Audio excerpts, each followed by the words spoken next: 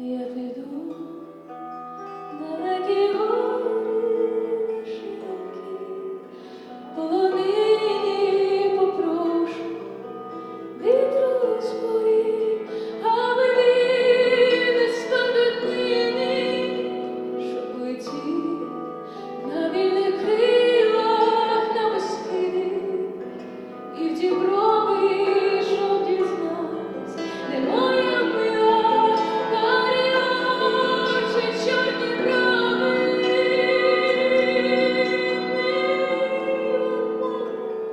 Люба моя, світиться світ.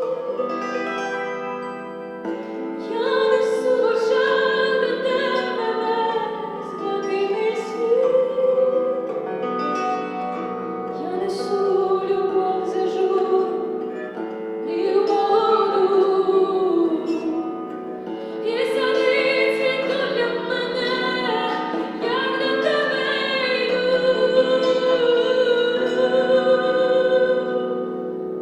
А як вітер. Український традиційний інструмент, коріння якого походить із такого інструменту, як кобза, і перші виконавці вони називалися кобзарі. Ça, c'est un instrument traditionnel qui a les racines qui part vers l'instrument très traditionnel qui s'appelle kobza. Et alors, les artistes qui ont joué un kobza, on les appelait kobzari. C'est une sorte de barde. À l'époque, c'était un instrument qui n'a pas eu une telle complexité et une telle quantité de cordes. Et avec le cours de temps, l'instrument a été un peu modifié, complexifié. La quantité de cordes a été augmentée jusqu'à 65. À l'époque, au début du XXe siècle, l'instrument n'a pas eu une telle popularité, surtout que la culture de bandoriste a été plutôt détruite par l'URSS. On a pu maintenant, dans le XXIe siècle, voir la renaissance de l'intérêt à cet instrument et surtout à partir de 2014 quand tous ces bouleversements, tous les événements bouleversants ont eu lieu.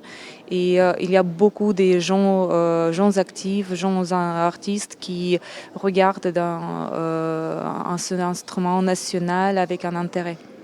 You are strong, but you need a proof. You saw her moving on the roof. Oh, beauty of the moonlight, oh, it's true that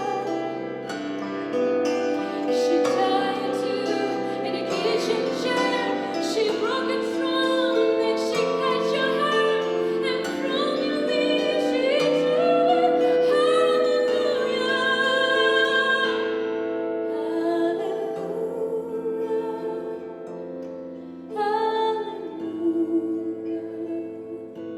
C'est une fille, c'est une volontaire qui habite à Kiev ou à Lviv. Ça dépend en fait de complexité de la situation dans une ville ou l'autre.